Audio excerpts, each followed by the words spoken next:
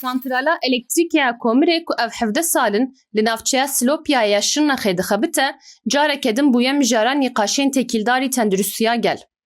İddia hene ku ev qirêjî bandorê li herêmeke berfireh dike ku ji Silopyayê wêdetir diçe navenda bajarê Şirnexê, Qilêban û heta Zaxoyê jî. Tê texmînkirin ku li navçeyê nêzîkî 4000 nexweşên pençeşerê hene û her meh bi navînî teşhîsa nexweşiyê ji bo 10 kesên nû tê danîn.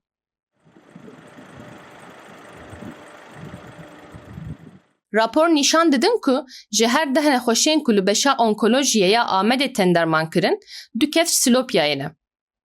Nexweşên pençeşerê ne tenê bi nexweşiyê re, lê di heman demê de bi pirsgirêkên gihîştina xizmetên tenduristiyê re jî tê dikoşin.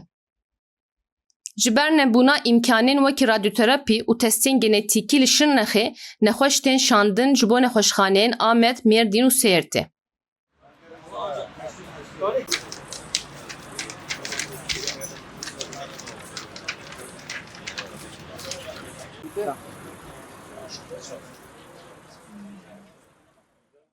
Azad Degerî 37 salî ku ev nêzî salî ku nîv e ji ber pençeşera kolonê tê dermankirin, yek ji van nexweşan e.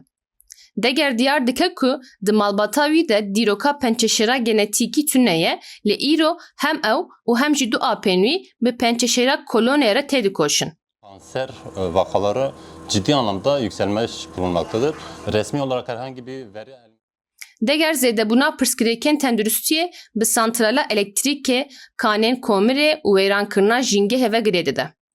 Deger daxwaza girtina santralê dike û destnîşan dike ku divê tenduristiya gel ji destkeftiyên şîrketan girîngtir be. Welatiyekî din ku naxwaza navî wî were eşkerekirin, diyar dike ku dê û bavê wî ji ber pençeşerê tên dermankirin. Niştecihên Silopyayê dibêjin ku hema li hemû malên navçeyê nexweşekî pençeşerê heye.